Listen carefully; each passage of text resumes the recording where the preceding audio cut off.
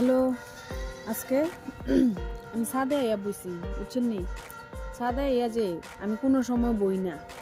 ছাদে বইলে রোদ্রে আমার মনে পিঁপড়ায় কামড়ায়। আপনার ঘরে কামড়ায় নি? আমার যে পিঁপড়ায় কামড়ায় মানে একদম কি কইতাম, মানে সারা পিঁপড়া মনে হয় আমার শরীরের মধ্যেই নি, মানে কিরম কুটুর কুটুর করে খালি কামড়ায়। আজকে আইছি মানে তার মানে হলো আজকে শ্যাম্পু দিছি, মানে শ্যাম্পু যে আজকে আমি 4-5 দিন থেকে শ্যাম্পু দেই না, এরম ঠান্ডা ফালাইছে, মানে এটা কি কইতাম, ভিতর কাঁপাইয়া লইতাছে ঠান্ডায়।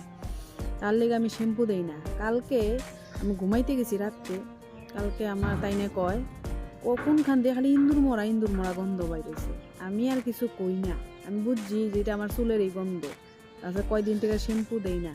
আমার যে মধ্যে একটা কাশি হয়েছিল, মানে কি কইতাম, আমার একটা ত্রিভুবন দেখা এলিছিল। তার লেগা যে আমি ডরাইয়া কয়দিন থেকে শ্যাম্পু করি না মাথার, যে আবার নিয়ে কাশি হয় আমার।